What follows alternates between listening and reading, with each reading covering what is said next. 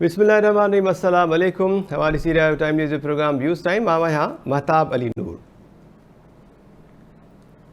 गुज़िर कुछ ॾींहंनि खां वठी बहस हेठि रहंदड़ जेको मामिलो आहे उहो आहे निगरान सेटअप जो ऐं निगरान वज़ीर आज़म जो नालो जेको हिन वक़्त ताईं गुजारत बणियल हुयो। अॼु उहो नालो हिकु सरप्राइज़ जी सूरत में साम्हूं आयो आहे। गुज़िर कुझु प्रोग्रामनि में असां सरप्राइज़ मुतलिक़ बि ॻाल्हि ॿोल कंदा रहिया आहियूं, त इहो सरप्राइज़ अॼु साम्हूं आयो ऐं BAP बाप पार्टी जो जेको सेनेटर आहे अनवारुल हक काकड़ साहब, कोयटा सां हिननि जो ताल्लुक़ु आहे, उहे जेके आहिनि निगरान वज़ीर आज़म तौर उन्हनि जो नालो फाइनल कयो वियो आहे। वज़ीर आज़म शहबाज़ शरीफ़ ऐं क़ौमी असैम्बली में अपोज़िशन लीडर राजा रियाज़ विच में अॼु बि मुलाक़ात थी ऐं इन मुलाक़ात खां पोइ इहो नालो जेको आहे उनजो ऐलान कयो वियो।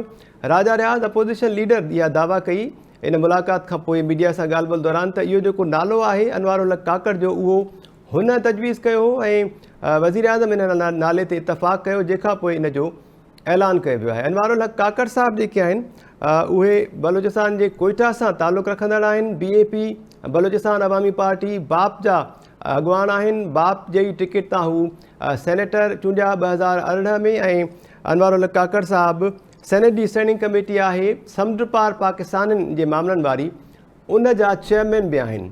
हाणे हीअ कुझु पॉइंट्स आहिनि जेके जेकॾहिं अव्हां मिलाईंदव त पोइ अव्हांखे समूरी ॻाल्हि सम्झ में अची वेंदी। हिकु त समुंड पार पाकिस्ताननि जी जेका स्टैंडिंग कमेटी उन जा चेयरमैन, उनखां पोइ BAP जमात बाप सां उन्हनि जो ताल्लुक़ु ऐं उनखां पोइ अनवारुल हक काकड़ साहब जेके आहिनि उहे इब्तिदाई तौर ते 2008 में काफ लीग, हाणे काफ लीग जो जंहिंसां ताल्लुक़ु आहे उनजी बि अव्हांखे ख़बर आहे, काफ लीग जी टिकट तां 2008 में उन्हनि आम चूंडुनि में हिसो वरितो पर खेनि नाकामी मिली ऐं उनखां पोइ बलोचिस्तान हुकूमत जा तर्जुमान बि रहिया साल 2013 में। बलोचिस्तान अवामी पार्टी ठाहिण में अनवारुल हक काकड़ साहब तमामु अहम किरदारु जेको आहे उहो अदा कयो। उनखां पोइ इहा बलोचिस्तान अवामी पार्टी वजूद में आई ऐं अॼु BAP बाप जमात वाक़ई बाप हुजण जो सबूत ॾिनो आहे ऐं इहो साबित करे छॾियो त उहा बाप आहे। छाकाणि त तव्हांखे यादि हूंदो त सेनेट चेयरमैन सादिक संजराणी जंहिंजो ताल्लुक़ु बि BAP जमात सां आहे, उन्हनि ख़िलाफ़ु जेका बेतमादी रिथ आई हुई, वाज़े अक्सरियत हुजण जे बावजूदि बि ड्रामाई अंदाज़ में उहा रिथ जेका आहे नाकाम थी वई हुई ऐं उन ई सादिक संजराणी जी कोशिशुनि सां मुलाक़ातुनि सां अनवारुल हक काकड़ साहब जेके आहिनि उहे निगरान वज़ीर आज़म तौर नामज़द थी चुका आहिनि। इन जो नोटिफिकेशन जेको आहे उहो बि जारी थी चुको आहे। वज़ीर आज़म शहबाज़ शरीफ़ ऐं अपोज़िशन लीडर राजा रियाज़ जी एडवाइस ते सही करण खां पोइ सदर आरिफ अलवी बि इन एडवाइस ते सही करे छॾी आहे। इन मामले ते ॻाल्हि ॿोल कंदासीं। गुज़िर कुझु प्रोग्राम्स में ॻाल्हायो त जेकॾहिं सियासी क़यादत पारां को फ़ैसिलो कयो वेंदो त पोइ शायदि चूंडूं बि आम वक़्त ते थी सघनि थियूं ऐं जेकॾहिं फ़ैसिलो कंहिं ॿिए हंधां थी आयो त पोइ इहो सरप्राइज़ जी शिकिल में साम्हूं ईंदो। सभिनी धुरियुनि पारां इतफ़ाक़ त कयो वियो आहे पर अंदरूनी कहाणी छा आहे इन ते बि ॻाल्हि ॿोल कंदासीं। उनखां पोइ ज़िक्र कयूं त सिंध जे वॾे वज़ीर सैयद मुराद अली शाह वेंदे वेंदे जॾहिं काबीना टुटी वई, सिंध असेंबली टुटी वई ऐं नौकिरियुनि जो जहिड़ी रीति ऐलान कयो उनखे वरी MQM पाकिस्तान पारां चैलेंज कयो वियो, अदालत उन ते स्टे ऑर्डर जारी कयो। उनखां पोइ अॼु जज़्बाती अंदाज़ में वॾे वज़ीर सैयद मुराद अली शाह प्रेस कॉन्फ्रेंस कई, ख़िताब कयो। संदसि चवणो त सिंध जे अवाम खां रोज़गार खसण वारे स्टे ऑर्डर खे असां नथा मञूं, उनजी सख़्तु लफ़्ज़नि में मज़म्मत कयूं था। तोहिन अदालत थिए थी त भली थिए पर असां अवाम जा चुल्हा विसाइण न ॾींदासीं। अवाम खां रोज़गार खसे वियो त माण्हू रस्तनि ते ईंदा। मुराद अली शाह साहब चवनि पिया त हिकु लिसानी टोलो जेको आहे उहो ॾफेड़ पखेड़ण जे लाइ नौकरियूं विकिणण जा इल्ज़ाम पियो हणे। कोरोना वबा, बरसातुनि, ॿोॾि ऐं मकानी चूंडुनि सबबि असां नौकरियूं न ॾेई सघियासीं पर जॾहिं असां नौकरियूं ॾियणु शुरू कयूं त उन ते स्टे ॾिनो वियो आहे ऐं उनखां पोइ उन्हनि इंतहाई अहम ॻाल्हि इहा कई त कराचीअ जी सीटुनि सां ई बिलावल भुट्टो ज़रदारी साहब मुल्क जो ईंदड़ वज़ीर आज़म थींदो। हाणे वॾे वज़ीर पाण ई वज़ाहत त करे छॾी त कोरोना वबा, बरसातुनि, ॿोॾि ऐं मकानी चूंडुनि सबबि हू नौकरियूं न ॾेई सघिया पर 15 सालनि जे इन हुकूमती दौर खां पोइ हीअ जेको पुॼाणी थी आहे पीपल्स पार्टी जी हुकूमत जी, आख़िर में छो ग़रीब माण्हुनि खे, बेरोज़गार नौजवाननि खे नौकरियूं ॾियण जो हुननि खे ख़्यालु आयो। कुझु वक़्तु पहिरियां ॾेई छॾींदा त शायदि ग़रीबनि जा चुल्हा वाक़ई न विसामजंदा। ॻाल्हि ॿोल कंदासीं। पैनल जेको आहे उनजो तारीफ़ असां करायूं था। सीनियर तर्जिया निगार आहिनि अॻूणा सफ़ी डॉक्टर जमील अहमद ख़ान साहब, नसीर मेमर साहब, प्रोफेसर डॉक्टर इनाम भट्टी साहब, प्रोफेसर माफ़ कजो डॉक्टर अयूब शेख साहब असां सां गॾु आहिनि ऐं पीपल्स पार्टी जो मौक़िफ़ वठंदासीं। ख़ासि तौर ते कुझु देरि पहिरियां पीपल्स पार्टी जे सेनेटर ऐं सिंध जे सदर निसार खोड़ साहब प्रेस कॉन्फ्रेंस बि कई आहे, उहे बि कुझु देरि में असांखे जॉइन कंदा। Doctor Jamil Ahmed Khan sahab, thank you so much sir. असां सभिनी खे वेलकम चऊं पिया। गुज़िरियल ॾींहुं बि प्रोग्राम में ॻाल्हि ॿोल्हि थी, उन खां अॻु बि अवां जेको मौक़िफ़ ॾिनो, अवां जो चवणो त हिन भेरे शायदि निगरान वज़ीर आज़म जे लाइ नंढे सूबे खे चांस मिली सघे थो। मूंखे चङी रीति यादि आहे। ऐं पोइ अवां चयो त नंढे सूबे मां थी सघे थो त सिंध जो डोमिसाइल रखंदड़ हफ़ीज़ शेख जेको आहे उहो अची वञे। थियो त नंढे सूबे मां ई आहे सेनेटर अनवारुल हक़ साहब निगरान वज़ीर आज़म, पर बलोचिस्तान सां हुनजो तालुक़ु आहे ऐं बाप जमात जेका आहे उन्हनि जा हू अॻवान आहिनि। छा कमेंट कंदव? जी, इहा त ॻाल्हि सही आहे। जेके आइडियली त हिकिड़े नंढे सूबे मां वॾो वज़ीर आज़म जेको आहे उनखे सिलेक्ट थियणु इहा हिकिड़ी ख़ुशाइंद ॻाल्हि आहे, सुठी ॻाल्हि आहे। असांखे जीअं इशारा मिलनि पिया या जीअं वासवा मिले पई अख़बारनि मां ऐं ॿियनि ज़राइनि मां, त उन में सिंध जो वारो या सिंध मां असांखे उमेदु हुई ॾाढी, ऐं उन ते काफ़ी कम बि थियल हो बेसिकली। हाणे बि असां वारो जेको कैंडिडेट सिंध जो हो, जंहिं ते काफ़ी हद ताईं राज़ीनामो थी वियो काफ़ी पार्टियुनि जो, उहो हाणे वज़ीर नाणे वारो वज़ीर असांजो थी वेंदो। त उहो त उन लाइ स्लॉट पकी आहे ई आहे हफ़ीज़ शेख जे लाइ।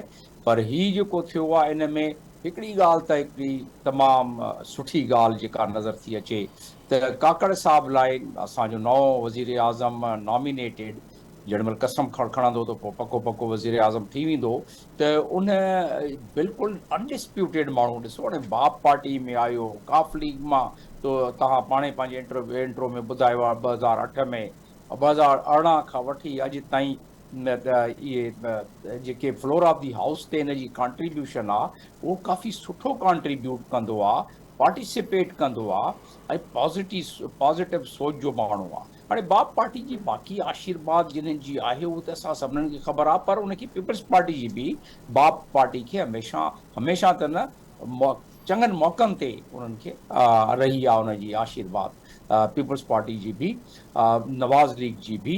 त उन लिहाज़ सां ॾिठो वञे त ही माण्हू आउट ऑफ दी लॉट उन ते अञा ताईं जहिड़े महिल खां वठी, यानी सरप्राइज़ त इहो आहे इन जे नाले जो, जेको कल्ह राति ताईं न हो कंहिंखे ख़बर, पर जिन्हनि मालिकनि खे ख़बर हुई उन्हनि अॼु पंहिंजा कार्ड खोलिया हूंदा। त उन लिहाज़ सां त उहो ठीकु आहे, सरप्राइज़ पंहिंजी आहे। पर हिकिड़ी ॿी सरप्राइज़ इहा आहे त किथे बि हिते क्रिटिसिज़म यानी नुक्ताचीनी मां न ॿुधी किथे बि इन माण्हू ते त हीउ माण्हू जेको आहे क़ाबिल न आहे, पढ़ियल लिखियल न आहे, करप्ट आहे इहो माण्हू, या इहो माण्हू जेको आहे कमु न ॼाणींदो आहे, या डिसेंट माण्हू न आहे, या जीअं ॿिया सियासतदान गारगंद कंदा आहिनि उहो, इन्हनि मां हिकिड़ी बि इन ते क्रिटिसिज़म न आई आहे। ऐं अॼु तव्हां ॾिठो हूंदो त पोयनि हफ़्तनि में जेको स्पेशल इन्वेस्टमेंट फैसिलिटेशन काउंसिल ठही आहे उन में मिनरल ते, एग्रीकल्चर ते, इन्वेस्टमेंट ते काफ़ी ज़ोर आहे। ऐं हीअ माण्हू हिन जी पंहिंजी नंढी नंढी माइनूं बि आहिनि, माइन जो बि कमु कंदो आहे, मिनरल जो बि कमु कंदो आहे, प्लस बिज़नेस एडवाइज़री फाइनेंस जो सब कमिटी जो मेंबर काफ़ी रहियो आहे, उन में कॉन्ट्रीब्यूट इन कयो, foreign affairs science and technology committee में रहियो, कॉन्ट्रीब्यूट इन कयो, त स्टैंडिंग कमिटीज़ में काफ़ी में रहियो आहे। ऐं जेके थिंक टैंक्स वग़ैरह में इन जी आहे दुनिया में काफ़ी हंधनि ते वियो आहे थिंक टैंक में, उते बि इन पाकिस्तान खे जेको टेररिज़म जी शनाख़्त हुई उन मां कढण जी कोशिश कई काफ़ी हद ताईं। त उहा ॻाल्हि यकीनन वणी हूंदी मालिकनि खे बि, ॿियनि खे बि, ऐं उन लिहाज़ सां मां ॾिठुमि त का कहिड़े क़िस्म जी इनखे का क्रिटिसिज़म ॿुधण में न आई। त उन लिहाज़ सां बलोचिस्तान मां ॿियो बि माण्हू खणी पिया सघनि, खोड़ अहिड़ा आहिनि त जिन्हनि खे बैगेज तमामु वॾो आहे, क्रिटिसिज़म उन्हनि ते नुक्ताचीनी काफ़ी आहे, उन्हनि जो अफ़कार प्रकार जेके आहिनि एतिरा सुठा न आहिनि, त शुक्र आहे उन्हनि मां को माण्हू न खयो उन्हनि। हाणे ही माण्हू आहे मां सम्झा थो सभिनीनि सां वहंदो बि। ऐं जेके इनखे छो जो इलेक्शन 3 महीननि में असां पहिरियां ॻाल्हाए चुकिया आहियूं त नथो सुझे त 3 महीननि में 90 ॾींहंनि में इलेक्शन थी वेंदा, त हिकु मुदो जेको वधंदो बि, हिकिड़ो अहिड़ो माण्हू जेको कूल काम कंपोज़्ड, बाक़ी कंपेरेटिवली बलूचिस्तान में ॼाणंदड़ माण्हू, पढ़ियल माण्हू, ऐं जेको इन्हनि जो क़िला अब्दुल्ला जिथां बिलोंग थो करे उहो सॼी चमन ताईं ही बेल्ट आहे काकड़नि जी, इहे सभु पढ़ियल घड़ियल काकड़ आहिनि हिते। ऐं इहे सॼी क़ौम जेके हिते वेठी आहे काकड़नि जी, उहे मोस्टली उन में तव्हां ॾिठो हूंदो त पॉज़िटिव सोच जा माण्हू, उन्हनि में तव्हां ॾिठो हूंदो त ग़लति कमनि में ख़ासि तौर ते टेररिज़म वग़ैरह में कॾहिं नालो तव्हां कंहिं काकड़ जो न ॿुधो हूंदो। त ही सभु शयूं जेके आहिनि इहे पॉज़िटिव साइड ते इनखे वठी थी वञनि। पाण MA पॉलिटिकल साइंस बि आहे काकड़ साहब, अनवारुल्ला काकड़ साहब। त असां अॻिते इनखे ॾिसणो इहो आहे त जेके उहे चवंदा आहिनि न जे ख़राब बि आहे थोरो घणो, जेको अञा ताईं उनखे कंहिं माण्हू क्रिटिसाइज़ न कयो आहे, त ॿियनि जो हाल तव्हां ॾिसो त उन्हनि मां सम्झां थो त हीअ गुड चॉइस आहे, सुठी चॉइस आहे। ऐं नंढे सूबे मां आहे, उहो सूबो जेको CPEC जे करे बि सठियल आहे, उहो सूबो जेके सभिनीनि खां उन्हनि खे वधीक ग्रीवांसिस आहिनि, उहो सूबो जंहिंमें माण्हू हथियार खणी जबलनि ते पहुची विया आहिनि। हाणे प्राइम मिनिस्टर थियण खां पोइ इन जे कुल्हे ते काफ़ी ज़िम्मेवारियूं थींदियूं त हू इन्हनि शयुनि खे एड्रेस करे उहो महरूमी जेका आहे उन्हनि ते बि को तवजो ॾे ऐं हुकूमत खां ऐं जेके ताक़तवर धुरूं आहिनि उन्हनि खां कुझु सहूलियतूं वठे ऐं हुते इहा ठापर जी आणे ॾे कि पाकिस्तान ते हिकिड़ो वॾो अहसान थी पवंदो कि थोरो उन्हनि सभिनीनि ट्राइबल्स खे, सभिनीनि सरदारनि खे मिलाए ऐं हीअ जेके भागेला थी विया आहिनि, जेके जबलनि ते चढ़ी पिया आहिनि, जेके विढ़नि था पिया जी स्टेट सां, उन्हनि जी एड्रेस ग्रीवांसिस खे, उन्हनि जी तकलीफ़ुनि खे थोरो एड्रेस करे छॾंदो त उन जो असरु मुल्क में ॿियनि जॻहनि ते पवंदो। बहरहाल तमामु डिफ़िकल्ट सिचुएशन में इन चार्ज वठंदो अॼु राति जो या सुभाणे, मां सम्झां अॼु राति जो कसम खणंदो काकड़ साहब, असांजो नओं प्राइम मिनिस्टर थी जी वेंदो। मां सम्झां थो काफ़ी चैलेंजिस इनखे फेस करणा आहिनि। IMF जी जेका इन नेगोशिएट करणी आहे, इन जी टीम ऐं इन हाणे उहो जेको केयरटेकर गवर्नमेंट में थींदी ऐं मुदो वधंदो त ॿियो ट्रांचे बि उन लाइ बि कंदो हिकिड़ो उहो चैलेंज। ॿियो त जेकी असांजी इकानमी जी सूरत हाल आहे, उनजो चैलेंज जंहिंमें असां डेट टू GDP रेशो 90 ताईं पहुची वियो आहे, त फॉरेन एक्सचेंज 13 बिलियन क़रीब आहिनि, जंहिंमें स्टेट बैंक वटि फ़क़ति 8 बिलियन आहिनि ऐं बाक़ी रिज़र्व 5 बिलियन जेके आहिनि उहे बैंकनि वटि आहिनि। त हीअ तमामु घटि असां वटि रिज़र्व आहे, इनखे बि ॾिसणो पवंदो। इन चैलेंज चवण जो मक़सदु इहो आहे त जी चैलेंजिस केतिरा आहिनि इन लाइ त हीअ माण्हू केतिरो उनखे बर्दाश्त करे सघंदो। टीम इनखे हाणे जे सुठी मिली वञे, कैबिनेट सुठी इनखे मिली वञे त इन लाइ को थींदो मामिलो ठीकु, अदरवाइज़ काफ़ी इन लाइ प्रॉब्लम थी पवंदी। जी ठीक सर। डॉक्टर जमील अहमद खान साहब, thank you so much sir. Naseem Ahmed साहब, गुज़िरियल के प्रोग्राम में अवां चयो त फ़ैसिलो जेको आहे उहो किथे बि थिए पर उनजो अमली तौर ते ऐलान जेको आहे उहो वज़ीर आज़म शहबाज़ शरीफ़ पाण कंदो ऐं थियो ईअं ई आहे। सम्झो पिया त हीउ सियासी क़यादत जो फ़ैसिलो आहे या किथां ॿिए हंधा इहो फ़ैसिलो थी आयो आहे? सेनेटर अनवारुल हक़ काकड़ मुल्क जो 8हों निगरान वज़ीर आज़म थियण पियो वञे सर।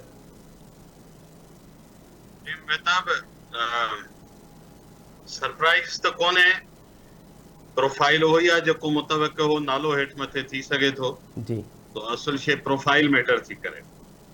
इन मौज़ूअ ते जॾहिं अॻे भेरे ॻाल्हायोसीं त मूं तव्हांखे 2 शयूं अर्ज़ु कयूं त हिकिड़ो त जेकर केरु न मञींदो त पोइ ॿाहिराड़ी जी औरत वांगुरु उन खां कंधु बि धुणाए सघे थो। तव्हां अॼु ॾिठो त हुननि कंधु धुणियो। बिल्कुलु ईअं ई थियो सर। ऐं बिल्कुलु। ऐं ॿियो मूं तव्हांखे चयो त हिन निगरान हीअ जेका हुकूमत PDM जी आहे उन वफ़ादारी जी PTI खां त रेस खटे वरिती आहे, पर कहिड़ी ख़बर को अञा ॿियो वॾो वफ़ादार अची वञे विच में। पोइ उहो तव्हां ॾिठो अॼु जंहिं तरह सां वज़ीर आज़म साहिब जो नालो ऐलान थियो ऐं उनजो प्रोफाइल, जंहिंजूं कुझु ख़ासियतूं जमील साहब ॿुधायूं, कुझु ख़ासियतूं ॿियूं उन में तमामु अहम आहिनि, जंहिंजे करे उहो वज़ीर आज़म जे उहिदे ते पहुतो। मुंहिंजे नज़र में इहो फ़ैसिलो इस्टेब्लिशमेंट जो PDM जी क़यादतुनि ते अदम एतमाद जो इज़हार, हुननि जी प्रोफाइल जो, हुननि जी ख़्वाहिश जो को बि माण्हू जाइ न वठी सघियो। बेसिकली सुवाल इहो ई हो त केरु ईंदो, कहिड़ी कैंप जो हूंदो। असुल ॻाल्हि आहे तलफ़ हूंदो या बे हूंदो। ऐं संजराणी साहिब जे नाले ते काफ़ी इंसिस्टेंस हुई। अॼु डान बि हुनखे रिपोर्ट कयो आहे त संजराणी साहिब सफ़ा ओपनली हिकु तरह सां स्टैम्प थियल आहे कतुर जे हवाले सां। जी तो उन ते शायदि PDM जी क़यादत एतिरी कंफर्टेबल न हुई त पोइ PDM जी क़यादत खे ॿुधायो वियो त साॻे प्रोफाइल जो को ॿियो माण्हू जो मथां रुॻो नालो बदिलियल हूंदो, बाक़ी सभु कुझु साॻियो हूंदुसि, फ़सलतूं साॻियूं हूंदसि। पोइ हाणे इहो ऑप्शन आहे तव्हां वटि। पर जे इहो बि तव्हांखे क़बूल न आहे त पोइ फ़ैसिलो ॿी तरफ़ थी सघे थो. सो आई एम श्योर PDM वटि का बि चॉइस न हुई त हिन खां फ़ैसिले था पोइ हिते हटनि.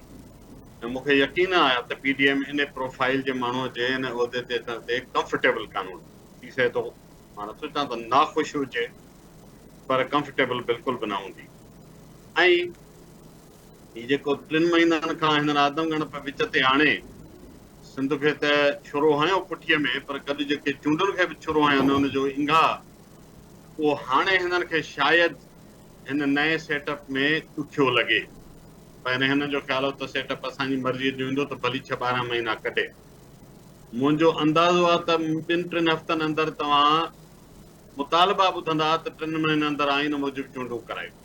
इहो मुतालबो तव्हां ॿुधंदा उन्हनि वटां जिन पाण चूंडुनि जे रसीअ खे ड्रैग ॾिनी.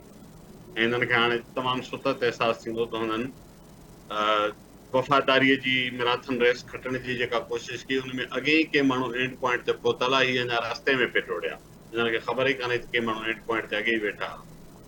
सो ही टफ डिसीजन आहे PDM जी क्यादत जे लाइ, समूरनि पॉलिटिकल पार्टीज़ जे लाइ. हीउ ॾाढो हिकिड़ो स्ट्रॉन्ग ऐं क्लियर मैसेज आहे नो कॉन्फिडेंस जो जी पॉलिटिकल धुरियुनि ते. अदरवाइज़ उन्हनि धुरियुनि मां को रिप्रेज़ेंटेटिव माण्हू शायदि तव्हांखे हिन प्रोफाइल में नज़र अचे हा, उहो एस्टेब्लिशमेंट खे क़ाबिल क़बूल न हुयो. जेतोणीकि हिननि वीचारनि आख़िरी 2 हफ़्ता भरपूर कोशिशि कई त असां का कसर न छॾियऊं पंहिंजी ताबेदारी ऐं वफ़ादारीअ में. हुननि का कसर छॾी बि कान वीचारनि जेतिरी हुनजी पहुच हुई, पर पोइ अघी न सघिया. सो मूंखे लॻे थो त जेकॾहिं 3 महीननि खां पोइ का अनसर्टेनिटी थी चूंडुनि जे बारे में, त पोइ सिचुएशन पॉलिटिकली ॾाढी कॉम्प्लेक्स थी. रही ॻाल्हि त नए वज़ीर आला साहब वटि चैलेंज, जेकर उसूली तौर ते ॾिसो निगरान वज़ीर आला ते को बि चैलेंज न हुजणु घुरिजे, हुनजो कमु सिर्फ़ु चूंडूं कराइण आहे. या ॿी ॻाल्हि आहे त हिननि हुनखे गुज़िरियल हुकूमत पाण पके वज़ीर आज़म जेतिरा अख़्तियार ॾेई उहो बि पंहिंजे पेरनि ते कुआड़ी हणी छॾी. बिल्कुलु सर. पर उसूलनि जे रुगो चूंडूं कराइणियूं हुजनि त पोइ त ख़ैर जहिड़ी ॻाल्हि आहे, इलेक्शन कमीशन वेठी आहे, वक़्तु गुज़ारणो हुजे या 3 महीना. पर हाणे चूंडुनि खां सवाइ ॿियूं हुन ते कई ज़िमेवारियूं तव्हां विझी छॾियूं आहिनि. हुनखे चयो अथव त IMF वारे मामले जी कंप्लायंस बि करो आहे, 3 महीननि में कोन थींदी, हुनखे ज़रूरु तव्हांखे 6-12 महीना ॾियणा पवंदा. मईशत मज़बूत करे ॾे, इहो बि त टिगो कमु आहे. सो इहे सभु कम हुनखे तव्हां ॾिना आहिनि त पोइ तव्हांखे हुनखे मोहलत बि ॾियणी पवंदी. उहा 6 ॾियोसि 12 ॾियोसि, तव्हां छा तइ कंदो की ॿिया तइ कंदा. जमील साहिबु चयो पिए त हुनखे सुठी काबीना जेकर मिली वई, अलाह कंदो काबीना बि हुनखे सुठी ॾियारी वेंदी. ज़रूरु अहिड़े क़िस्म जी सुठी काबीना हुनखे मिलंदी जहिड़ो पाण सुठो आहे ऐं मुल्क लाइ सुठाई कंदा. इहे सभु गॾिजी ॾुखियाऊं ऐं चैलेंजिस बि हुनजे लाइ आसान बणाया वेंदा सर. हा, हमारा चैलेंजिस ॾिसो न, हाणे हू पाण जंहिं जाइ ते वेठो आहे, उनजी जेका सियासी सुञाणप पई पस मंज़र आहे, उन खां पोइ हुनखे अंदरूनी चैलेंज त को बि कोन्हे न. बिल्कुलु हुनखे कड़ी रुकावट आहे. जेका हुनजी मुखालफ़त थी पए सघी उहा अॼु हुन सां गॾु वेठी फोटो वोटो कढाइनि, सयूं वयूं गॾु कयनि. उहे हाणे कड़े मुंहं सां माण्हुनि खे चवंदा त असां ते मड़ियो अथनि. कंधु त धुणियो अथनि न, पोइ भली कंहिं ॿिए धुणायो हुजे, पर प्रेस जे साम्हूं त कंधु त धुणियो न, 2 भेरा हा त करे आया आहिनि न. तंहिंजे करे उहे हाणे डिसार्म्ड आहे. हाणे ख़बर पवंदी हिननि खे जॾहिं पंहिंजी जमहूरियत जो नैरेटिव खणी माण्हुनि वटि वेंदा ऐं माण्हू हुननि खां सुवाल कंदा छाजी जमहूरियत, कड़ी जमहूरियत जेका तव्हां हलाई पई पुठियां आख़िरी 2-4 हफ़्ता. तो उन्हनि क़ुवतुनि लाइ हाणे नवां सुवाल उथंदा. लेट्स सी त पॉलिटिकल सिनेरियो केॾांहुं थो वञे, पर मां आख़िर में रुगो इहो चवंदुसि त establishment is directly on the steering now. ठीकु आहे sir. Naseer Memon sahab, thank you so much sir. Professor doctor Inam Bhatti साहब, अवां मुख़्तलिफ़ प्रोग्राम्स में चवंदा रहिया त हिकु त स्क्रिप्टेड मामिलो आहे, उन खां पोइ अहिड़ो सरप्राइज़ ईंदो निगरान वज़ीर आज़म जे मामले में जो सभिनी जा छिरक निकिरी वेंदा. जीअं उर्दू में चवंदा आहिनि त सबको लखपता जाएगा. हाणे उहो सरप्राइज़ त साम्हूं आयो, पर मूंखे वरी हिकिड़ी ॻाल्हि ते हैरत आहे, उहा इहा आहे त राजा रियाज़ जेको अपोज़िशन लीडर आहे, PTI जी टिकट ते हू MNA चूंडियो वियो. हिन वक़्तु बज़ाहिर उन जी का पार्टी बि न आहे, हू अपोज़िशन लीडर आहे क़ौमी असेंबली में. उन पारां तजवीज़ कयल नालो जेको आहे उहो फाइनल थियो. उन दावा बि कई त इहो नालो मां ॾिनो हुयो. कीअं पिया ॾिसो अवां सिचुएशन खे, जहिड़ी रीति इहो सॼो कुझु मामिलो हैंडल थियो ऐं उन खां पोइ वरी सिनेरियो ई सॼो चेंज थी वियो? महिरबानी महताब, तव्हांखे यादि हूंदो हिकिड़े प्रोग्राम में जॾहिं चइनि नालनि ते बहस बि थियो, जी हफ़ीज़ शेख ते, इसाक डार ते ऐं शाहिद खाकान अब्बासी ते ऐं चौथों मोहसन ते, मोहसन या फवाद फवाद सिंह फवाद जी फवाद हुसैन फवाद ते। त उन वक़्त में मूं चयो त पहिरीं त मुंहिंजो अंदरि 6 हिस मुंहिंजी चए थी त इन्हनि चइनी मां को बि कोन्हे ऐं बिल्कुलु नालो को ॿियो ऐं सरप्राइज़ हूंदो। ऐं पोइ वरी हुन ते बहस बि कयो त जेकॾहिं इंटरनेशनल इस्टेब्लिशमेंट लोकल इस्टेब्लिशमेंट त हुन में छा हूंदो। ऐं नतीजो उहो ई निकितो त जेका मुंहिंजी 6 हिस चयो पिए उहो इन जे करे त इन्हनि चइनी नालनि मां लोकल इस्टेब्लिशमेंट खे पसंदि जो माण्हू जेको आहे इन्हनि चइनी में केर बि न हो। ऐं हाणे हिकिड़ी शइ इहा बि वाज़े थी वई जेका नज़र पे आई त शायदि इंटरनेशनल या IMF या उन्हनि जी का ख़्वाहिश ऐं मर्ज़ी आहे त केरु हुजे, हाणे उहो बि न रहियो। हींअर सिधी साईं ख़बर पइजी वई त असुल कंहिंजी मर्ज़ी आहे ऐं कंहिंखे उहो आणणु चाहिनि था ऐं उन जे ई करे ही जेको आहे सो अनवारुल्ला काकड़ साहिबु जेको आहे सो अची वियो। ॿी शइ जेका आहे उहा इहा आहे त हिकिड़ो नौजवान जेको सियासत में बि नौजवान आहे, उमिरि में बि नौजवान आहे, एॾी वॾी उमिरि जो कोन्हे, जी हुन हिसाब सां त यानी जेका सीनियरिटी लेवल 60 खां पोइ हूंदी आहे त ही अञा 52 सालनि जो मुश्किल सां आहे। त उनखे सियासत में अचण खां पोइ उनजी वफ़ादारी जो जेको सिलो मिलियो आहे उहो वफ़ादारीअ करे न मिलियो आहे, पर उनजी ओबिडेंसी जे करे मिलियो आहे। हुननि सभिनी सां जिन कमु कयो आहे उन्हनि सभिनी खे इहा ख़बर आहे त हाउ मच ही इज़ ओबिडन। ऐं उन खां पोइ जिन खे असुल मनसब हलाइणो आहे, जीअं नसीर साहिबु जेको आख़िर में अखर चयो त डायरेक्ट जेका असां हींअर चेयर कंहिं वटि आहे त उहो अॻियां वेठल केरु ॿियो हूंदो ऐं बाक़ी जिन खे इक़्तिदार हलाइणो आहे त उन्हनि खे अहिड़ो ई माण्हू खपे पियो। ऐं इन मां इहा बि शइ हाणे साबित थी वई, जेको मुंहिंजो अंदाज़ो आहे, जेको पाण मुसलसिल चवंदा आहियूं त नवंबर में त चूंडूं आहिनि कोन, पर मूंखे जेको शुरू खां वठी आउं चवंदो हुउसि त मूंखे त 2-3 साल चूंडूं नज़र नथियूं अचनि। त किथे ईअं त कोन्हे त वाक़ई हाणे जेका इंटरनेशनल सां गॾोगॾु जेका लोकल हिननि जी पंहिंजी एजेंडा आहे, उन एजेंडा जे मुकमिल थियण ताईं चूंडूं पाकिस्तान में कोन्हनि। ऐं ॿी शइ इहा बि ज़हन में रखणु घुरिजे त मूंखे त हाणे ईअं थो लॻे त 2018 जूं चूंडूं बि हिकिड़ियूं रिथाबंदी हुई त रस्ते कहिड़े ते वठी वञिणो आहे मुल्क खे, PDM जो ठाहिण ऐं इन PTI जी हुकूमत जो ख़ात्मो बि हिकिड़ी उन पूरी स्क्रिप्ट ऐं एजेंडा जो हिसो हुयो त कहिड़े पासे मुल्क खे वठी वञिणो आहे। ऐं आख़िरी ॾींहंनि में असेंबली जे अंदरि इन क़िस्म जा बिल पास कराइण जंहिंमें हिकिड़ो मुकमिल तरह सां अख़्तियार कंहिंजे हवाले थी वञे, जी इहे बि सभु जो हिसो आहिनि। न त कहिड़ी ज़रूरत थी पए त तव्हां आइन जे अंदरि इहा अमेंडमेंट करे छॾियो त निगरान सेटअप जेको हूंदो उहो equal to elected prime minister, cabinet ऐं वज़ीर आला जेके हूंदा उन्हनि जे बराबरि हूंदा। त इन मां मुराद इहा थी त जॾहिं तव्हांखे के अहम फ़ैसिला जेके मुल्क जे पॉलिसी मैटर सां लाॻापियल हूंदा उन्हनि जे लाइ इहे शयूं खपनि थियूं। अदरवाइज़ IMF को एॾो वॾो मसइलो कोन्हे। IMF खे नवंबर खां पोइ तव्हां उन सां ॿियूं के बि जेके शयूं कंहिंजे बि मार्फत जेको आहे सेट कराए पिया सघो। तंहिंजे करे हींअर इहा शइ जेका साबित थी आई आहे, हाणे जेका ॾुखियाई पेश ईंदी उहा ईंदी पेश मुकमिल तरह सां समूरे मुल्क जे अंदरि सियासी अमल ऐं जमहूरी अमल जे वापसी जो। जीअं नसीर साहिबु चयो त जेकॾहिं 3 महीननि खां पोइ त छा, बल्कि नवंबर ऐं 6 महीननि खां पोइ बि जेकॾहिं चूंडूं नथियूं थियनि त पोइ मुल्क जे अंदरि कहिड़ी रहंदी सोच ऐं कहिड़ो रहंदो जेको आहे सो तरीक़ेकार सभिनी सियासी जमायतुनि जो, त मुल्क जे अंदरि वापसि सियासत कीअं थी बहाल थिए। त मुंहिंजे ख़्याल में हिकिड़ो इन सां गॾोगॾु त हिकिड़ो निगरान सेटअप कहिड़ो अचे थो, छा थो अचे, पर ख़दशा ऐं ख़तरात वधंदा पिया वञनि त मुल्क कहिड़े पासे वञे पियो। ऐं उन में जेका गिरफ़्त आहे जिन इदारनि जी उहा वधंदी पई वञे, उहा हाणे मूंखे लॻे थो त ईंदड़ वक़्त में जेकॾहिं हू कंहिंसां वरी अञा जेकॾहिं चूंडुनि जे लाइ राज़ी बि थींदा त उन्हनि खां वधीक अञा मुरादूं घुरंदा ऐं वधीक पंहिंजो अख़्तियार घुरंदा ऐं वधीक उन ई कंहिं सेटअप खे चूंडुनि खां पोइ बि आणण जे लाइ रज़ामंदी ॾेखारींदा जेके हुननि जे मुकमिल हर अमल खे येस करण जे लाइ तयारु हुजनि। जी मेहताब। ठीकु आहे प्रोफेसर डॉक्टर इनाम भट्टी साहब, thank you so much sir.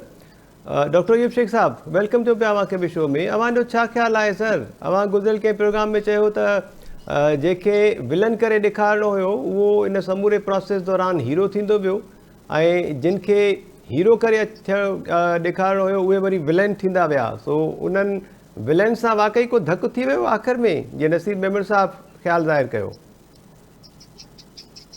मुंहिंजो ख़्यालु आहे त हिकिड़ी ॻाल्हि असां छा आहे त कंहिं महिल कार्ल मार्क्स था थी वञूं, कंहिं महिल लेनिन था थी वञूं, कंहिं महिल ज़ुल्फ़िकार अली भुट्टो था थी वञूं।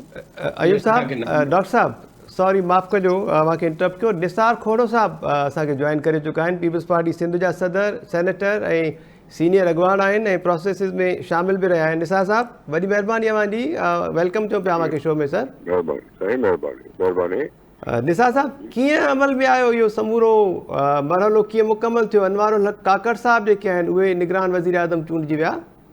जी, इहा अपॉइंटमेंट आहे, अपॉइंटमेंट मुशावरत सां ई थींदी आहे। अपॉइंटमेंट में नाला घणा आया ऐं कंहिं हिकिड़े नाले ते कंसेंसस थी वियो ऐं हुनखे अपॉइंटमेंट थी वई। इहो ईअं ई थियो हो, नाला घणा ईंदा आहिनि पोइ हुन में माण्हू उन ते डिस्कशन थींदी आहे, उन खां पोइ नालो अची वेंदो आहे कोई। ऐं पीपल्स पार्टी सां अनवारुल हक जे नाले ते का मुशावरत थी सर? सभिनी सां थी हूंदी न, मुशावरत खां बग़ैर न थींदो आहे इहो। मुशावरत ज़रूरु थी हूंदी। पीपल्स पार्टी इत्तेहादी हुकूमत सां गॾु आहे, उहो नाला उते पेश थिया हूंदा या डिस्कशन थिया हूंदा। थी सघे थो नाला पेश थिया हुजनि या न थिया हुजनि, पर डिस्कशन में ज़रूरु थिया हूंदा। उन खां पोइ शहबाज शरीफ़ ऐं राजा रियाज़ हिनखे कंफर्म करे ऐं कंहिंखे अपॉइंट कयो आहे। ठीकु आहे। अनवारुल हक काकड़ साहब जो जेको प्रोफाइल आहे, जंहिं जमात सां उन्हनि जो तालुक़ु आहे, जितां हू आया आहिनि, इन ते काफ़ी मुख़्तलिफ़ राय अचनि पियूं। ख़ासि तौर ते असांजे पैनलिस्ट जी राय इहा आहे त नसीर मेमन साहब जो चवणु आहे त इहो एस्टेब्लिशमेंट जो बेतमादी जो इज़हार आहे पॉलिटिकल फोर्सिस ते। जेके नाला उन्हनि ॾिना हुया उन्हनि मां को बि नालो न चूंडियो वियो आहे, अनवारुल हक साहब अची विया। माफ़ी थो घुरां, इहो असां पढ़ियो अख़बारुनि में जी, कंहिंजी का स्टेटमेंट इन नमूने सां न आई। इहे सभई सोर्सिस खां ख़बरूं हलियूं, मुख़्तलिफ़ सोर्सिस खां ख़बरूं हलियूं। नाला मुख़्तलिफ़ ईंदा रहिया। उन ते कोई लिखत में कंहिं को नालो शायदि पेश न बि कयो हूंदो ऐं उन खां पोइ उन ते ॻाल्हि थी आहे। इन में एस्टेब्लिशमेंट जो ॻाल्हि न आहे। हू सेनेटर आहे, हिकिड़ी बलूचिस्तान अवामी पार्टीअ जे लिहाज़ खां उनखे वोट मिलिया। उन खां पोइ उन जो कोई सेनेटर चूंडियो। सेनेटर जो पंहिंजो किरदारु आहे जेको सेनेट में ख़बर पइजी वेंदी आहे ऐं उन खां पोइ उनजो नालो अची वियो। ऐं कोशिशि त इहा ई आहे न त न्यूट्रल कोई अचे, न्यूट्रल थिए। ऐं जेकॾहिं न्यूट्रल अची थो वञे त पोइ मां सम्झां थो मसइलो हल थी वियो। ठीकु आहे। निसार साहब, सरप्राइज़ वरी इहो बि आहे न त जंहिं अपोज़िशन लीडर जी हिन वक़्तु का जमात आहे राजा रियाज़, उहो वरी दावा करे त इहो नालो हुन तजवीज़ कयो ऐं उन खां पोइ इन जी मंज़ूरी ॾिनी वई। त मतिलबु ॿियूं जेके पॉलिटिकल फोर्सिस आहिनि उन्हनि जे नाले ते गौर ई न थियो। बाबा, राजा रियाज़ लीडर ऑफ अपोज़िशन आहे जी, वो डिक्लेयर्ड लीडर ऑफ अपोज़िशन आहे जी, नोटिफाइड लीडर ऑफ अपोज़िशन आहे ऐं शहबाज शरीफ़ लीडर ऑफ द हाउस आहे। इन्हनि जे विच में ई मशवरो थियणो हुयो ऐं उनजे मशवरे में नालो इहो कंसेंसस सां थी वियो। उनमें इहा छो चवणु राजा रियाज़ ते चवंदा, राजा रियाज़ जे चवण ते थियो ऐं लीडर ऑफ द हाउस इहो क़बूल कयो। ख़ैर आहे। ठीकु आहे। निसार साहब पैनल में मौजूदु आहिनि अगूड़ा सफ़ीर, डॉक्टर जमील अहमद ख़ान साहब, नसीर मेमन साहब, इनाम भट्टी साहब, डॉक्टर अयूब शेख साहब। काइंडली 2-3 मिंट अव्हांजा खपनि था पैनलिस्ट जो को सवाल हुजे त। हाज़िर आहियूं। जमील अहमद ख़ान साहब, अव्हांजो को सवाल आहे निसार खोड़ो साहब सां? जमील साहब माइक खोलियो। किताबनि में जेके जीअं लिखियलु आहे उन हिसाब सां त बिल्कुलु आइडियली इहो ई थियणो हो। मशावरत बि थी हूंदी। राजा रियाज़ साहब is quite a important person, छो जे उहो लीडर ऑफ द अपोज़िशन जंहिं हिसाब में बि ठहियो। बहरहाल कागज़नि में कॉन्स्टिट्यूशनली त उहो लीडर ऑफ द अपोज़िशन आहे। उन लिहाज़ सां नालो उन्हनि वधायो आहे। इन ताईं त ॻाल्हि बिल्कुलु सही आहे। असां पोइ सोचूं पिया, निसार खोड़े साहब सां असांजो सुवालु इहो आहे कि असां सिंध जे लिहाज़ सां को थोरो इंसिस्ट कंदासूं त सिंध मां जेके नालाइक ॿ पिया वञनि उन्हनि मां को खणी वठनि हा त असांखे उन में थोरी वधीक ख़ुशी थी आहे। पर बहरहाल बलूचिस्तान बि हिकिड़ो तमामु पुठिते पियल सूबो आहे। उते मसइला अहिड़ा आहिनि त उतां जो वज़ीर आज़म शायदि उतां जा बि मसइला हल करे। पाकिस्तान में बि इन चैलेंजिस खे को निमड़ण लाइ कुझु फ़ाल पंहिंजो किरदारु अदा करे। छो जी हिकिड़ी ॻाल्हि ख़ुशी जी आहे त इहो जमील साहब जी ख़िदमत में अर्ज़ु आहे त जेकॾहिं पीपल्स पार्टी जो नालो अचे हा त पोइ चयो वञो हा साईं पीपल्स पार्टी जी हुकूमत आहे। PMLN जो नालो अचे हा त चयो वञे हा साईं नवाज़ शरीफ़ साहब जी मर्ज़ी आहे। मां सम्झां थो वॾियूं पार्टियूं आहिनि ऐं इन्हनि वॾनि पार्टियुनि खे पंहिंजो किरदारु अदा करिणो आहे इलेक्शन में। ही केयरटेकर प्राइम मिनिस्टर आहे। जेकॾहिं नंढे सूबे मां थियो आहे त इहो हिन जो अञा थोरो वधीक पॉज़िटिव ॻाल्हि खे खणो छाकाणि जो नंढे सूबे खां जेकॾहिं वज़ीर आज़म थियो त हुन जा पॉलिटिकल स्टेक्स एतिरा न हूंदा ऐं उन्हनि खे पॉलिटिकल स्टेक्स खे वधाइण जो ज़रूरत बि न पवंदी। हू सिर्फ़ु डे टू डे अफेयर्स खे ॾिसंदो, पाकिस्तान खे हलाइण जी कोशिशि कंदो, कोशिशि करे त उहो कुझु महांगाई अञा बि थोरो कंट्रोल थी सघे त सुठी ॻाल्हि थींदी ऐं इलेक्शन में मदद करे ऐं इहा सुठी ॻाल्हि थींदी। अॼु तव्हांखे बहस करणु खपे एक्चुअली त इलेक्शन कमीशन अञा ताईं छो अवाम खे एतमाद में न वरितो आहे त उनखे हल्का बंदियुनि जे लाइ केतिरा ॾींहं दरकार आहिनि। एक्चुअली बहस जी ॻाल्हि इहा आहे, वज़ीर आज़म थी वियो, नोटिफिकेशन निकिरी वई, नंढे सूबे खां आहे, सेनेटर आहे ऐं उन लिहाज़ खां इन्हनि वॾनि पार्टियुनि सां तालुक रखंदड़ न आहे ऐं इहा न्यूट्रल क़िस्म जी हुकूमत करण जो असां सभिनी जो मक़सदु हो। मां सम्झां थो इन ते बहस कयो त इलेक्शन कमीशन पंहिंजे हल्का बंदियुनि जे लाइ टाइम मुक़ररु करे जीअं पाकिस्तान में वरी इलेक्शनूं थी सघनि ऐं असां पंहिंजे उन पटड़ीअ ते वरी अची सघूं। सर, इहा अवां जी जेका ॻाल्हि आहे, नसीर मेमन साहब कुझु देरि पहिरियां ई अहिड़ी ॻाल्हि कई त PDM जी जेका गवर्नमेंट इत्तेहादी हुकूमत आहे उन पारां अॼु न सुभाणे अहिड़ो मुतालबो साम्हूं अची सघे थो त हाणे जेके चूंडूं आहिनि उहे मुक़ररु वक़्त ते थियनि ऐं टाइम ते ई थियनि। नसीर साहब कुझु सवाल तव्हांजो? मां अर्ज़ु कयां त मां त मुतालबो कयो त PDM जॾहिं करे तॾहिं करे मां त करे छॾियो। बिल्कुलु ठीकु सर। जी नसीर साहब। मुंहिंजो हलो नसीर पुछिए त इनाम साहब अवां पुछो भले। निसार साहब जी मौजूदगी जो फ़ाइदो वठंदे का ॿी शइ थो पुछणु चाहियां जे मुनासिब सम्झनि त असांखे 2 मिंट ॾियनि। हीअ जेका ताज़ी आदम गणप थी उन में सिंध खे कहिड़ो फ़ाइदो थियो आहे जेका मंज़ूर कई आहे सिंध पीपल्स पार्टी जो? साईं हाणे अर्ज़ु आहे इहो त पीपल्स पार्टीअ खे कहिड़ो फ़ाइदो थियो आहे, मां उहा ॻाल्हि उन ते न वेंदुमि छाकाणि जो आहे पाकिस्तान जी मर्दमशुमारी, सिंध जी मर्दमशुमारी ऐं सिंध में सिर्फ़ु पीपल्स पार्टी न आहे, ॿिया बि घणी क़ुवतूं आहिनि। पर ॻाल्हि इहा आहे त अॻे खां सिंध 1 करोड़ खां वधीक कोई 1.5 करोड़ माण्हू वधिया, 1.5 करोड़ माण्हू वधिया, सिंध जी आदमशुमारी वधी ऐं इन लिहाज़ खां एसि ताईं ॻाल्हि ते पर चऊं था त 5 सालनि खां पोइ जेका हूअं त थियणु न खपे आहे इहा मर्दमशुमारी, उहा त मर्दमशुमारी इहा 10 सालनि खां पोइ थींदी आहे, पर जेकॾहिं 5 सालनि खां पोइ बि जेकॾहिं 1 करोड़ सवा माण्हू वधिया आहिनि सिंध में त असांजो वसीलनि में थोरो हिसो वधंदो। असां इहा ॻाल्हि करे चई सघूं था। निसार साहब थोरो वक़्तु कढी डेटा ॾिसिजो, वसीलनि में 1 रुपयो कोन वधंदो, सॼी मैसअप थियल आहे। इन जी डेटा खे तव्हां महिरबानी करे ॾिसो, तव्हां ज़िम्मेदार पोज़ीशन ते आहियो, सिंध सां वॾो हिकिड़ो धकु थियो आहे। मुंहिंजो ज़ाती ख़्याल आहे सीएम साहब खे पीपल्स पार्टी हुकूमत खे आदम गणप जा अंग न क़बूलनि घुरिजनि आहे। कंहिं अलॻि प्रोग्राम में तफ़सीली ॻाल्हाईंदासीं। मुंहिंजो सुवाल इनाम भट्टी साहब जो सवाल सर, प्लीज़ सर। निसार साहब मुंहिंजो सुवाल इहो आहे, जीअं तव्हां हींअर ई डिमांड करे छॾी, ईंदड़ वक़्त में जेकॾहिं 3 महीननि जेको आइन चए थो 90 ॾींहंनि में चूंडूं थियणु खपनि ऐं डिलिमिटेशन जो प्रोसेस जेको आहे जेकॾहिं उहो डिघो थो थी वञे त पीपल्स पार्टी जी स्टडी आवाज़ अचे थो निसार साहब? साईं अचे थो। मां असांजो डिमांड इहो रहंदो साईं, जेकॾहिं कोई टाइम वधाए थो पियो या ईअं थो करे, मां तंहिंजे करे थो त इलेक्शन कमीशन खे पंहिंजी वधात करणु खपे त उनखे हल्का बंदियुनि तक बंदियुनि जे लाइ केतिरो टाइम दरकार आहे ऐं छो दरकार आहे। अॼु त डिजिटल मर्दमशुमारी जी ॻाल्हि थी, अब डिजिटल मर्दमशुमारी में कागज़ ठही विया, कागज़ अची CCI में पेश किया, CCI उन्हनि खे अप्रूव करे छॾियो। हाणे त उन्हनि खे सिर्फ़ु तक बंदियुनि जे लाइ घिटी हेॾे करणी आहे या महलो हेॾे करिणो आहे या महलो वधाइणो आहे या महलो कुटाइणो आहे, उन में एॾो टाइम छो लॻे ऐं उन में तकबंदियूं थियनि, उन में एतिराज़ थियनि, उन जा फ़ैसिला थियनि।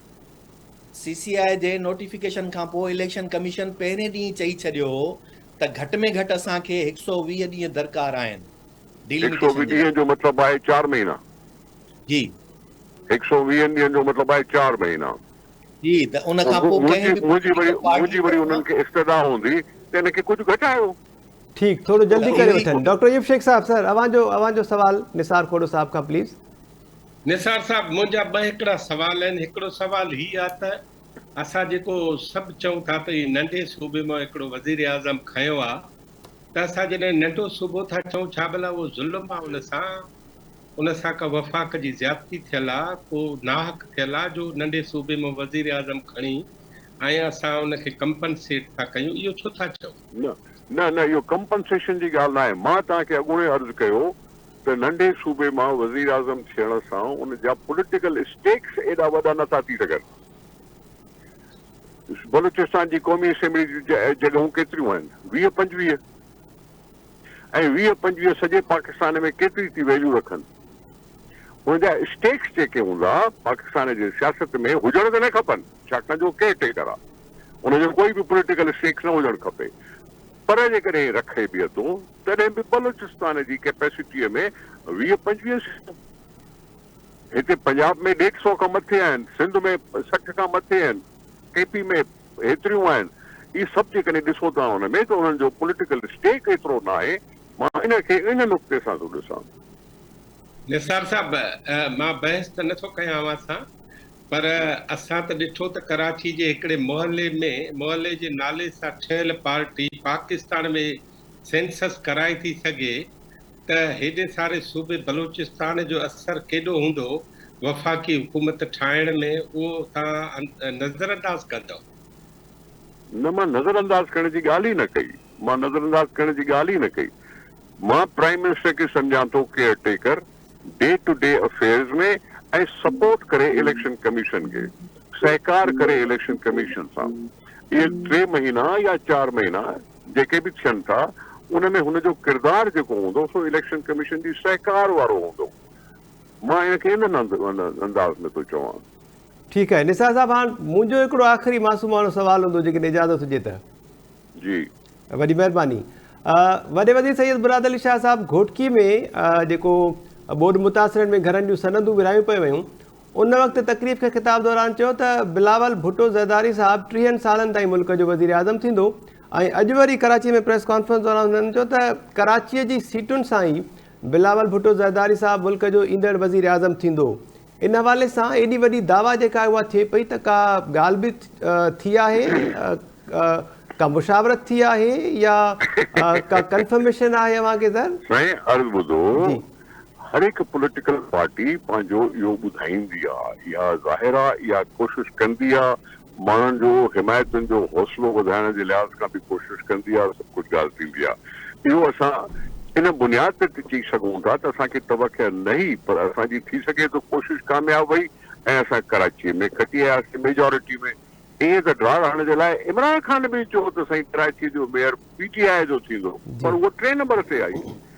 ठीकु आहे, इहा आहे अवाम ते। असां चई सघूं था, असां छो नथा चई सघूं त साईं वज़ीर आज़म बिलावल थींदो। बिलावल साहब जेकॾहिं वज़ीर आज़म थिए थो ऐं पंहिंजी कारकर्दगी ॾेखारे थो त ॿिए टर्म में बि अची सघे थो, 3 टर्म में बि अची सघे थो। ॻाल्हि त हूंदी आहे कारकर्दगी जी। उन में कंहिंखे इहो चवण खे तव्हां रोके नथा सघो त असां चऊं साईं असां सिर्फ़ु 6 महीननि जे लाइ वज़ीर आज़म थींदासीं। असांखे कोशिशि करणु खपे, असांखे कोशिशि करणु खपे सॼे पाकिस्तान में अलाउ करे असांजी एतिरी हले जो असां पाकिस्तान में मेजॉरिटी जे तौर ते खटी अचूं ऐं पोइ असांजो हक़ु रहंदो वज़ीर आज़म थियणु। ठीकु आहे निसार खोड़ साहब, वॾी महिरबानी मुंहिंजी टाइम न्यूज़ सां ॻाल्हि ॿोल कई। Thank you so much sir. Professor इनाम भट्टी साहब, ॿुधो पिया अव्हां सर? जी बिल्कुलु ॿुधां पियो। हाणे छा ख़्यालु आहे अव्हांजो निसार खोड़ो साहब जी इन्हनि ॻाल्हियुनि खां पोइ अनवार उलग साहब जो नालो जहिड़ी रीति आयो? ॾिसो, निसार साहब ज़ाहिर आहे कजो सर प्लीज़। जी, पॉलिटिकल धुर जो आहे, पर आऊं उनजे ॻाल्हाइण मां इहो नथो चई सघां त को पीपुल्स पार्टी मुकमिल तरह ते मुतमिन आहे इन नाले सां। ऐं जंहिं तरीक़े सां हींअर ई निसार साहब इहा डिमांड रखी छॾी त इलेक्शन कमीशन जेको आहे पंहिंजी डिलिमिटेशन्स जो शेड्यूल पधिरो करे, उहो जहिड़ो नसीर साहब जी ॻाल्हि खे हुन सपोर्ट करे छॾी त उहा ॼाण अनक़रीब तव्हां ॾिसिजो त इहे ई पार्टियूं वरी पाण मैदान ते हूंदियूं त जल्दी कयो इलेक्शन्स करायो। त मूंखे ईअं थो लॻे त इस्टेब्लिशमेंट सभिनी सां गेम करे वई आहे, ऐं उहो हाणे सभई जेॾीमहिल उन गेम खे क़बूल कंदा त असां सां गेम थी वई त तॾहिं हुनखे नज़र ईंदो। बिल्कुलु सभिनी सां थींदो आहे। पोइ हींअर PTI चए थी त असां सां गेम थी वई, हुन खां पोइ पहिरीं नवाज़ शरीफ़ चयो असां सां गेम थी वई। हर कंहिं सां ईअं गेम थी वेंदी आहे, पर क़बूल तॾहिं कंदा जॾहिं उन्हनि खे सभु शयूं जेको आहे सो साम्हूं पंहिंजे नज़र ईंदियूं। नज़र हींअर असांखे अचनि पियूं, अंदरूनी तौर ते शायदि हुननि खे बि नज़र ईंदियूं हुजनि। ऐं ॿी जेका अहम शइ आहे उहा इहा आहे त सिर्फ़ु इक़्तिदार जी ख़्वाहिश में जेका ही कोशिशि कनि पिया न हींअर बि, त हुननि खे इहो आहे त ईंदड़ वक़्त में वज़ीर आज़म असांखे मिली वेंदो, अक्सरियत असांजी थी वेंदी, उनजे करे ही सभु शयूं क़बूल करणियूं। पर इहो हिते ईअं थिए कोन थो। उन वक़्तु वरी तव्हां ॾिसिजो त जीअं अॻे भेरे RTS जो कमाल हो, हिन भेरे वरी को ॿियो कमाल थी सघे थो। कॾहिं काफ लीग जो कमाल थिए थो, कॾहिं IJI जो थिए थो, कॾहिं कहिड़ा कमाल थियनि था। कमाल त हिते सदाईं थींदा रहंदा न, उहो कमाल हींअर साइंस अञा तेज़ थींदी थी वञे, तंहिंजे करे ऐं सम्झां थो त निसार साहब जेको आहे अञा इन्हनि सभिनी शयुनि ते जहिड़े तरीक़े सां हुन चयो पए त न्यूट्रल आहे, पहिरीं ॻाल्हि त न्यूट्रल आहे कोन। न्यूट्रल तॾहिं हुजे हा जॾहिं हुनजो कंहिं पॉलिटिकल धुर सां तालुक न हुजे हा। बिल्कुलु न्यूट्रल तॾहिं हुजे हा जॾहिं हुनजो एस्टेब्लिशमेंट सां तालुक न हुजे हा। न्यूट्रल तॾहिं हुजे हा जॾहिं हुनजो परवेज़ मुशर्रफ खां पोइ पॉलिटिकल प्रोफाइल काफ लीग ऐं बाप पार्टी जो न हुजे हा, ठीकु तॾहिं सर, चइजे हा त न्यूट्रल आहे। हींअर त मुकमिल तरह ते धुर आहे, ऐं धुर बि उन्हनि जी जेके असुल पाण मालिक आहिनि। जी बिल्कुलु ठीकु सर। नसीर मेमर साहब, निसार खोड़ो साहब जेसि ताईं जॉइन कयो हुन खां पहिरियां अव्हां जे ख़दशे जो इज़हार कयो त साॻी पॉलिटिकल जेका इतिहाद आहे उहो कुझु ॾींहंनि में वरी अहिड़े क़िस्म जा मुतालबा कंदो असांखे नज़र ईंदो त उनजो ज़िक्र उन्हनि बि करे छॾियो, ऐं हीउ नालो साम्हूं अचण खां पोइ ई निसार खोड़ो साहब प्रेस कॉन्फ्रेंस बि कई बाज़ाब्ता, ऐं उन में इलेक्शन कमीशन खां इहो मुतालबो कयो त फौरी तौर ते तकबंदियूं कयो। मतिलबु हाणे ॻाल्हि जेका आहे उहा वाज़े थी वई त पीपल्स पार्टी सां बि धकु थी वियो, नालो जेको साम्हूं आयो उन ते हिननि ते एतमाद बि न कयो वियो, ऐं समूरा इख़्तियार जेके आहिनि उहे ई ॾेई चुका आहिनि त पोइ ईंदड़ वक़्त में इहे जमातूं कहिड़ो किरदारु अदा करे सघनि थियूं जेकॾहिं अहिड़े क़िस्म जा मुतालबा कनि बि त सर? महताब खोड़े साहब जी महिरबानी। मूं त सम्झो पिए त हिन में हफ़्तो ॾेढ लॻंदो, पर हुन अॼु ई वक़्तु आहे तो इहो आवाज़ बुलंद करे छॾियो। हाणे सुवाल इहो आहे त तव्हां चओ था त ही पार्टियूं कहिड़ो किरदारु अदा कंदियूं। पार्टियूं किरदारु अदा करे चुकियूं, जेको कुझु करिणो हो किरदारु उहो अदा कनि, ऐं ही जेको अॼु उनजो सॼे किरदार जो नतीजो आहे उहो बि हिननि जे साम्हूं आहे। सो हाणे हिननि जो रियल पॉलिटिकल आज़माइश शुरू थींदी। हींअर ताईं त हुया मज़लूम, माना 16 महीना अॻु ताईं त कंहिंखे वोट खे इज़त पे खपी, कंहिंखे शफ़ाफ़ इलेक्शनूं पे खपियूं, पर हाणे जेको कुझु बि थियो आहे उन में त हू सिंधीअ में चवंदा आहिनि त पंहिंजे वॾे जो वेझ न तमीज़। सो ही मूंखे न आहे ख़बर त हाणे नैरेटिव कहिड़ो जोड़ींदा। इहो हिकिड़ो वॾो क्वेश्चन मार्क हूंदो सियासी धुरनि जे लाइ। छा चवंदा, पब्लिक खे छा चवंदा, इस्टेब्लिशमेंट खां छा घुरंदा। ऐं इहा ॻाल्हि तय आहे 3 महीननि में कोन थियूं चूंडूं वूंडूं थियनि, ऐं इहो कंहिं ॿिए थोरी तय करायो आहे, इहो त हिननि पार्टियुनि पाण तय करायो। कंहिं चयो त फाहो खाओ आदमशुमारी विच ते खणी अचो। खोड़े साहिब लाइ दावा सां चवां थो अंग ई न पढ़िया अथई। खोड़ो साहब जेके बि वज़ाहतूं ॾिनियूं आदम गणप त मूं विच ते आंदो सुवाल जो मौक़ो नथो मिले। जी न आदम गणप जे पंहिंजे मौक़िफ़ सां पाण सहमत हो, न नए वज़ीर आज़म बैरियर बाबति जेके कमेंट्स ॾिनी हुन सां को पाण हू सहमत पिए लॻो। उहो कॾहिं थींदो आहे माण्हू जी बॉडी लैंग्वेज जी वर्ड्स हिक ॿिए सां या लहजो ऐं लफ़्ज़ साथ न ॾींदा आहिनि, उहो साफ़ मूंखे त एटलीस्ट महसूसु पिए थियो। आई रेस्पेक्ट हिम, पर मूंखे साफ़ हू जेको एडिटर लिखंदा आहिनि न त ख़त जे मतन सां एडिटर जो मुतफ़िक़ हुजणु ज़रूरी कोन्हे। सो मूंखे लॻे थो खोड़ो साहब पंहिंजे जेको मौक़िफ़ हो हुन सां मुतफ़िक़ हुजणु ज़रूरी न हो। ऐं सर ज़ाहिर जी पब्लिक फेस ते जी जी पब्लिक फेस ते इमेज ते ईअं ई ॻाल्हियूं कबियूं, पर I think they have entered into the turbulent waters now. बिल्कुलु ठीकु सर। ऐं शायदि हीउ जेको अनएक्सपेक्टेड क़िस्म जो नालो साम्हूं आयो आहे उनजे उन सरप्राइज़ मां ऐं सहर मां अञा शायदि न निकिरी सघिया आहिनि। डॉक्टर अयूब शेख साहब, अव्हां जेका नंढनि सूबनि जी ॻाल्हि कई निसार खोड़ो साहब सां, इन हवाले सां उन्हनि जो जेको मौक़िफ़ साम्हूं आयो, या हाणे वरी जेका पीपल्स पार्टी जी हिकमत अमली आहे लाहे अमल कुझु सम्झ में अचे बि पियो ईंदड़ कुझु वक़्त में, इन ते अव्हां जो कमेंट सर? पाकिस्तान में हिक बि पार्टी, हिक बि ग्रुप, हिक बि तंज़ीम इस्टेब्लिशमेंट खां परे कोन्हे। सभु उनजो हिसो आहिनि, सभु उनजे मैदान ते, को लेफ्ट लेग ते आहे, को राइट लेग ते आहे, को पिच ते, को बैक ते, को बाउंड्री ते बीठो आहे, कंहिंखे अंदरि अचणु ॾियनि था, कंहिंखे नथा ॾियनि, को पावर में आहे, को पावर खां ॿाहिरि आहे। सभु जो सभु इस्टेब्लिशमेंट जी एॾी वॾी कामयाबी इन खां अवल मूंखे नज़र न आई आहे जेका हिन दफ़े मूंखे नज़र अचे थी। हिकिड़ी ॻाल्हि त इहा आहे। इन करे असांखे पावर पॉलिटिक्स जे हिन सॼे मज़हर में, हिन सॼे हिसाब में हिकिड़ी ॻाल्हि इहा सम्झणु खपे त जेको कुझु करिणो आहे उहो असांखे करे ॾींदा। असांखे अमल करण जहिड़ो हूंदो करे सघंदासीं त कंदासीं, न करे सघंदासीं चवंदासीं बाबा असां खां न थियो। नैरेटिव जी जेका ॻाल्हि नसीर साहब करे उहो नैरेटिव ठही वेंदो। अवां हैरान थींदव मुंहिंजे हिन जुमिले ते। मूं निसार साहब खां बि इहा ॻाल्हि पुछी त हिकिड़े मोहल्ले जी पार्टी जी फरमाइश ते मुल्क सॼे में सेंसस कराए थी सघिजे। जी बाप पार्टी त पाकिस्तान पीपल्स पार्टी में शामिल पए थी, उन जे साबिक़ वज़ीर आला अब्दुल कुदूस बिज़ंजे साहब आसिफ अली ज़रदारी साहब खे ख़त लिखी जवाब ॾिनो ऐं उन ख़त जी तशहीर जेका थी आहे उहा फरमान इलाही जेॾी तशहीर हुननि कराई आहे उनजी ऐं हुननि इहा ॻाल्हि ॿुधाए छॾी त ही बलूच अवामी पार्टी जेका आहे उहा उन ई नुक़्ते नज़र सां हलंदी जंहिंजे लाइ उहा ठहियल आहे। इन करे मुंहिंजो पंहिंजो ख़्यालु आहे त जेके बि मेन स्ट्रीम पार्टियूं आहिनि उन्हनि जो पाकिस्तान जी पॉलिटिक्स मां तेसि ताईं रोल रहंदो जेसि ताईं असांखे लेफ्ट राइट खे घुरिजूं आहिनि, न त आहिस्ते आहिस्ते उन्हनि जी हैसियत Q league M Q M BAP party ऐं इस्तेहकाम पार्टी जहिड़ी आहे उन खां वधीक कान्हे। इहा ॻाल्हि सम्झणु खपे ऐं उन्हनि पार्टियुनि जीअं हुननि जो चयो मञनि था त कमाल जी ॻाल्हि आहे न, हुननि जो चयो मञनि था, हुननि जो चयो मञे। पंजाब में आइन किथे आहे, जेपी में आइन किथे आहे, को बि नथो ॻाल्हाए। ही भला वॾियूं पार्टियूं छो थियूं ॻाल्हाइनि? इहो इन करे जो सभु इस्टेब्लिशमेंट जो हिसो आहे। इन करे तव्हांखे हाणे ख़ुदि जीअं नसीर साहब चयो न त पार्टियूं इलेक्शन में नैरेटिव कहिड़ो खणंदियूं, ऐं हिकिड़ी इन में इज़ाफ़ी ॻाल्हि हीअ थो कयां त असांखे ही सम्झणो पवंदो त कहिड़ी पार्टी खे कहिड़ा लफ़्ज़ कहिड़ा नारा ॾिना वेंदा ऐं उहे उन्हनि नारनि ऐं लफ़्ज़नि ते हलंदा। हिकिड़ी ॻाल्हि आख़िरी ॻाल्हि मां हीअ थो कयां त अॼु साईं मुराद अली शाह साहब वज़ीर आला सिंध चयो आहे त असांजी इलेक्शन कमीशन सां ॻाल्हि थी आहे ऐं 1 महीने में उहो हल्का बदियूं कंदा ऐं 3 महीननि अंदरि असां चूंडूं कंदा।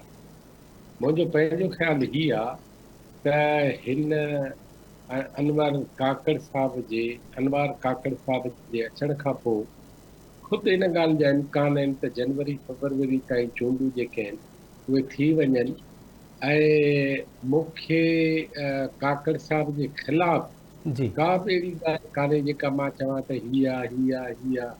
हिकिड़ो सोशल मीडिया ते उनजे 2 पुटनि जे हवाले सां सिवाय पॉलिटिकल एफिलिएशन जे सर, पार्टी पॉलिटिकल एफिलिएशन जे बाबा उहा बि इस्टेब्लिशमेंट ठहिराई न। ठीकु सर, उहा जेकॾहिं पीपल्स पार्टी में ज़म थिया त पोइ सुठी थी वञे हा। तव्हां इहो छो था सम्झो?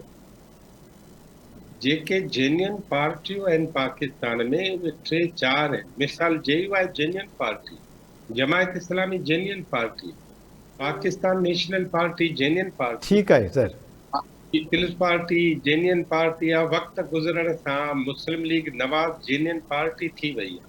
हिसाब कबो त उहे बि न आहिनि।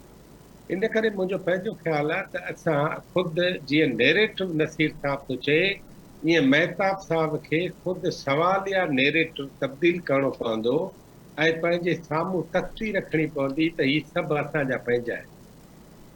बिल्कुलु सर, सभु असांजा पंहिंजा ई आहिनि, अवां बि असांजा पंहिंजा आहियो। Thank you so much doctor Ayub Sheikh sahab, professor doctor नाम भट्टी साहब, नसीर मेमन साहब, वॾी महिरबानी। डॉक्टर जमील अहमद ख़ान साहब ऐं निसार खोड़ो साहब, पीपल्स पार्टी सिंध जा सदर सेनेटर, अवां जी वॾी महिरबानी। प्रोग्राम में नाज़रीन ॻाल्हि ॿोल थी त अनवार उल हक काकड़ साहब जो जेको ओचितो नालो साम्हूं आयो आहे निगरान वज़ीर आज़म जे लाइ, इहो कीअं आयो, मुशावरत थी या न थी, जंहिं ते पीपल्स पार्टी पंहिंजो मौक़िफ़ साम्हूं रखियो। निसार खोड़ो साहब ऐं उन्हनि इन्हनि ख़दशनि जो बि इज़हार कयो आहे त हाणे इलेक्शन कमीशन खे फ़ौरी तौर ते तकबंदियुनि जो शेड्यूल बि जारी करणु खपे ऐं जेकॾहिं आइनी तौर ते 4 महीना खेसि तकबंदियुनि जे लाइ खपनि था त इलेक्शन कमीशन खे कुझु तकड़ि करणु खपे जीअं चूंडूं जेके आहिनि उहे वक़्त ते थी सघनि। प्रोग्राम जो वक़्तु पुॼाणी ते पहुतो। ईंदड़ प्रोग्राम ताईं ॾींदा इजाज़त। अलाह निगहबान।